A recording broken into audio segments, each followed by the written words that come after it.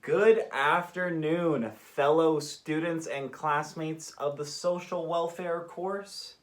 My name is, of course, Matthew Stanish, and this is my colleague, Shay Nickel. That is me. We will be your hosts for this pitch this afternoon, and we will go into a little bit of in-depth regarding our innovation itself. So here we are today just to enlighten everyone regarding a little homeless statistics and a bit of story to maybe give a better understanding of the way homeless people are treated and to look at our social innovation of how agencies and social workers alike can provide more for them. In remotely any city you may go to, it is obvious that is there a big population of homeless people. One may become homeless for a multitude of reasons.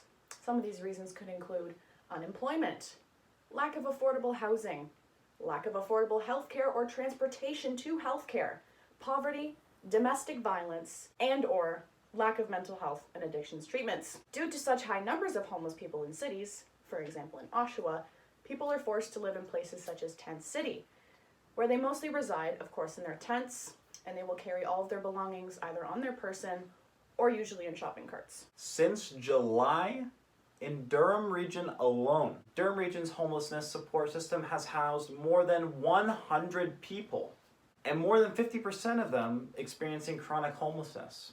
By definition, chronic homelessness is when someone is homeless for more than 6 months. These numbers would be even larger if we were to look at cities larger than Oshawa itself, such as Toronto. Speaking of Toronto, Matthew, consider what happened in July of this past summer, if you heard about it or not. In Toronto at Trinity Bellwoods Park, police used force to displace homeless people from the park. Tens and tens and tens of them. Now, this quickly turned into a shocking situation as again they used physical force, pepper spray, and even tear gas to disperse them. Now, granted, this is a public space, but this supports our argument of how there are not enough agencies to house homeless people and not enough resources for them either. Ironically enough, it is actually more expensive for Canada to displace homeless people through time rather than investing in a solution. A solution that could potentially decrease the homeless population quite substantially. To be more specific, only addressing homelessness each year in Canada costs an estimated $119 million. And to see a decline, Canada would have to spend roughly $7 billion annually. Now, we know what you're thinking. That is a lot of money to spend in one go annually, but it is for a bigger cause, and over time this amount of money is going to decrease because hopefully in the end the homeless population will decrease as well. Through our time in class and learning about point of view statements and brainstorming amongst our group, some of the POVs that we had come up with were, quote, homeless people need more support from law enforcement rather than just displacing them. In which our how might we statement was, how might we address this with law enforcement? Another POV was, some homeless people need a way to attain services, such as mental health or rehabilitation services. So it's easier to attain a job and to keep one as well. To which the how might we statement was, how might we educate and bring public support to mental health directly to the homeless population? Now, considering this amongst our other point of views, we wanted to make sure that homeless people had a place to stay for the night without having to be displaced by the police and that they could have as many resources as possible. The statement that we came up with to kickstart our social innovation was homeless people need more agencies to work together and refer them to one another so they can access as many resources as possible. Once we came up with our point of view statements, the next part was to figure out how might we do this exactly.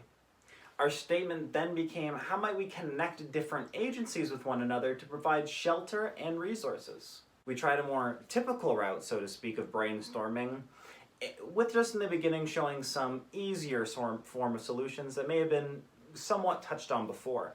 When we began to think outside of the box, we utilized the worst idea techniques and came up with some very interesting ones. So the worst idea we had, believe it or not, was an app. An app that allows easier, faster, and more accurate communication between agencies and social workers so that any homeless person can use as many resources as they can.